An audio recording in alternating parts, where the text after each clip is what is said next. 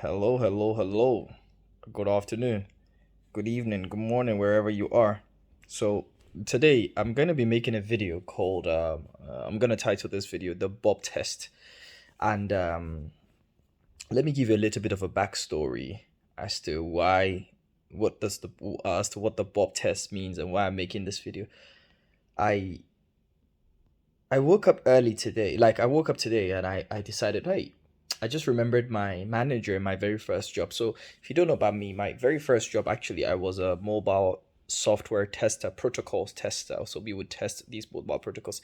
Something I didn't really like. In fact, I got the job thinking I'd be in the coding team, but they didn't put me on the Java team. They put me on the testing team. And I'll be very honest with you, I absolutely hated that job. I didn't really like it. I wouldn't say I absolutely hated it, but it wasn't fun for me. It was very repetitive. I don't really do well with things that are repetitive. I like to explore, right? So I like at least a slight deviation to routine. Yeah, I like to find order in chaos. Yeah, while some people find what's it called? For some people, they love just order, but I need chaos in order for me to find order, right? So when you present me with order, it would just end up with me being chaotic. I know. So I would wake up and I would be very tired to go to this job. But you know why I showed up every day? I showed up because of my manager, Mr. Mark Dickens. Mark Dickens was an excellent manager and he would refuse to give up on me. And because he refused to give up on me, I did not give up on myself. So I'd wake up every day knowing that I was going to serve Mark Dickens and I would die for Mark Dickens. So, I always remember that. I never forget that. It's been more than 9 years, but I never forgot what Mark meant to me. So I woke up today and Mark is a Queens Park Rangers supporter. I don't know why he supports Queens Park Rangers. I used to be a joke in the office then. So I realized I haven't sent him a little gift. So I asked him if he still lives in the same address, and I just ordered a little souvenir from the Queens Park Rangers shop. So while I was speaking to him, I well, not speaking, I was texting him on Twitter. Then I said, hey, it's just a little something. Thank you very much for everything you've done for me in my life. You made me understand how to not give up on myself, and now I use the same title, like empathy, for people I hire. So when he replied, he said, do not forget the Bob test. Now, what is the Bob test? The Bob test is basically Mark. Let me put this in. Mark, first of all, is a software tester. If there's anything that can break, Mark will break it. If you think that you cannot, a software is unbreakable, Mark will find a way to break it and break your spirit while doing it. He's one of those people where, since he was just young, he just likes breaking stuff apart. Mark knows how to break stuff. So there was one time Mark figured out that I wasn't really liking this software testing. So he knew I was a coder. So he gave me a task to build a build software for the entire company. Right. And I was so excited. This is first of all exactly what I like. Something to brush my ego, to to massage my ego, something everybody was going to use. Something I like feeling like I've built something that is helping people become more productive. I like feeling a little bit needed, that something I've done is useful to someone else. So that was me at the age of 1920. So when I built the software and it was time to test, I was so happy. Mark goes into this software and just types Bob, B-O-B, and hits enter. And the entire software crashes. And he looks at me and I look at him. I'm like, the software, but you told me it was ready. And I said, oh, yeah. All that time I was testing the software with the input that it was expecting. It expected a specific type of like software version number. Mark just put Bob. I did not validate against that. That's it. Right? It's like if you want to make a payment, it will make sense for you to test that somebody can type in like their name instead of like the amount they want to pay, right? And then you validate and make sure that, hey, you're not supposed to do this. You need to only put a figure, a number, that kind of thing, right? So that was a shocker to me because I had spent weeks creating this program, and now this guy is cool. Like he's just broken my software with Bob. And I was like, why would anybody want to write Bob? And he was just like, that's the whole idea. You should be thinking about what crazy people could potentially do. I ended up fixing the software and everything. But what the lesson that came from the Bob test is, It's a test that I've followed, like I've gone with it my entire life. I've used it for other people. In life, if you cannot do the simple things, you cannot do the hard things. If my software could not validate against a simple BOB word and it crashed it, why would anybody want to trust my software with other more complex things? Does that make sense? So if you cannot do the simple things, you cannot do the difficult things. And it's something I've learned in life where I've learned to just accept that sometimes people come around at their own time. Sometimes people, we like to think we deserve something. Oh, I'm at this job. I can't do this. I can't do that. I can't do this. I can't do that. No, try to just focus and do the simple things. You might start off at a job where all you're doing is just cleaning bathrooms. Clean that bathroom to the best of your ability. If you're able to do the simple stuff, you can do the hard stuff. If you cannot do the simple stuff, you cannot do the hard stuff. And every time in my life, I remember that I was feeling entitled, like maybe I had a job and they were making me fix basic bugs. If they had given me exactly what I wanted to do, I would probably still have messed it up because I could not do the simple stuff. In order for you to lead, you must serve. And that's a lesson that has followed me my entire life. And this is all thanks to Mark Dickens, my manager, the Bob test. The Bob test is a very significant thing. And now when I approach work, I try to just do the simple things. I submit my ego a little bit down and say, hey man, let's suppress this ego. Let's do the simple things. Let's do the simple things and do it really, really well. Be like, be welcoming of feedback. It's okay. You're not gonna get everything wrong. So to anyone watching this video, when you're working with people, especially when you want to hire people, try to just give them the simplest possible task. If they cannot do the simple thing, even though they may have the qualification, then you don't want to trust them with a difficult thing. You cannot trust them with a difficult thing. Trust them with the simple things first. That's the most important thing. You understand? The simple things. And that's what I do now when I work with people. I try to just give them a very small task. Just do this. Just do this.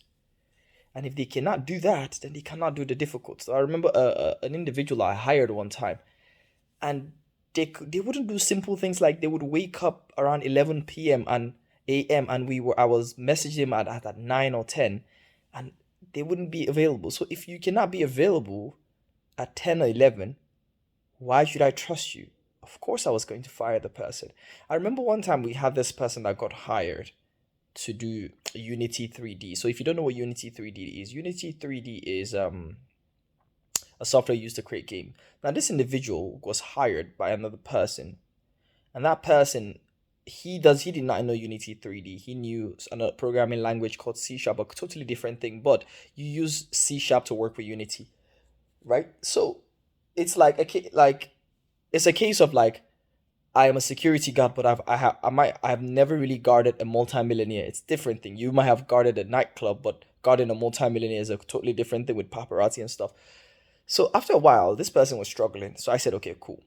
It's not their fault that they were hired, but I'm going to teach them my own like software that we need in the company. This person was like, hey, they have all they need. They don't need to learn. I said, okay, cool. Then we give them the most simple task to do, just to prove that they can do something. And they were struggling to do it. They were saying blah blah blah blah blah blah, started accusing me of discrimination, and I'm looking at them like, look at my skin color, like you want to accuse me of discrimination? Really? Like, how? And do you actually know what discrimination means? Like, bruv, I've faced things in my life that maybe it doesn't even exist for you. But anyways, and that's what I realized, that sometimes it's sad. You have to just be humble and realize that if you cannot prove to people that you can do the simple stuff, you cannot do the hard stuff. So whenever I'm struggling at work, what I try to do, I simplify things. I remember one of my businesses in Nigeria, my agricultural businesses, my agricultural business. We were really struggling one time where we had a lot of processes. I kind of just like threw everybody in the deep end. Let me see what everybody can do, trusting them. But if you give people too much autonomy, sometimes it actually works to your detriment. So what did I do? I went back to school. I learned everything. I started again. We made a basic thing where, hey, on the Monday, like we have a record that we keep. invoices and all of that. And now we are doing way much better because now people are able to do the basic things, and because they can do the basic things, we can then promote them to do the more, like, what's it called, things, the more, how do you say, high level stuff, right? So that's one thing I learned, where when people do the basic stuff, they can do the high level stuff. If people are struggling at work, bring them back to the basics. How good is their basics? They might be missing a fundamental. And when people tell me, how can I be a better programmer, right? I always say,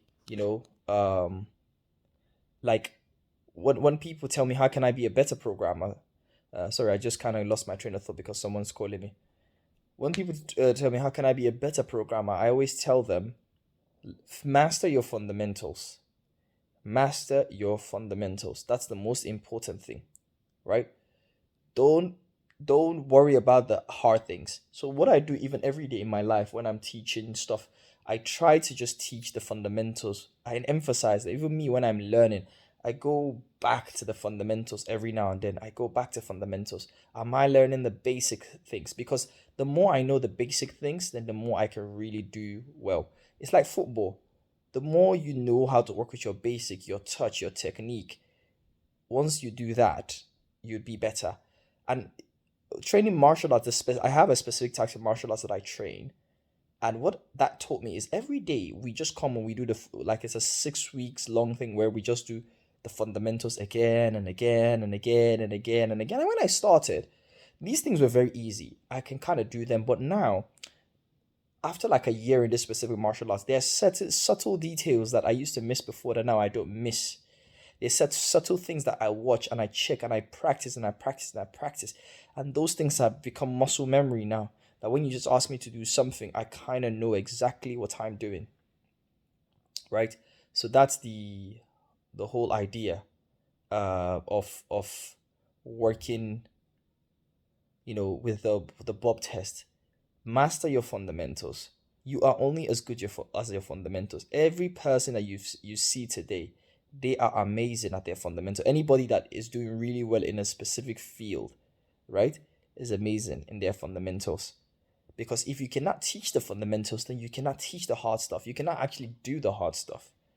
So you have to master your fundamentals, and that requires you to check your own ego and to be as honest to yourself as possible. If you're honest to yourself, like my coach would say, if you're honest to yourself, then nobody else can be more honest to you.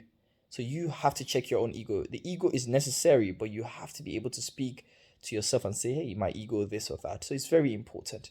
But anyways, thank you to Mark Dickens. Mark is an amazing person. Check him out. If you're looking to hire some of the best testers in the world, you should hire Mark Dickens if he's still looking to be hired. That is an amazing father, an amazing husband, an amazing everything. Really top lad. Like I learned so much from him just about what to be a man, how to be a man. Man showed.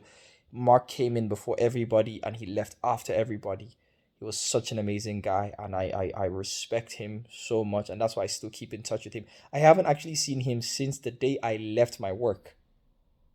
I have not set eyes on him, but I still maintain that relationship. Maintaining relationship is very, very important. Learn to maintain relationship. You never know when they can be useful. That's why I would go to a QPR shop and just send him a little t-shirt or something, because he deserves it. And it's a show of appreciation that thing that you did for my life, it did wonders for my confidence. Because imagine if you shattered my confidence. So I appreciate that. Anyway, Sani Yusuf here and out.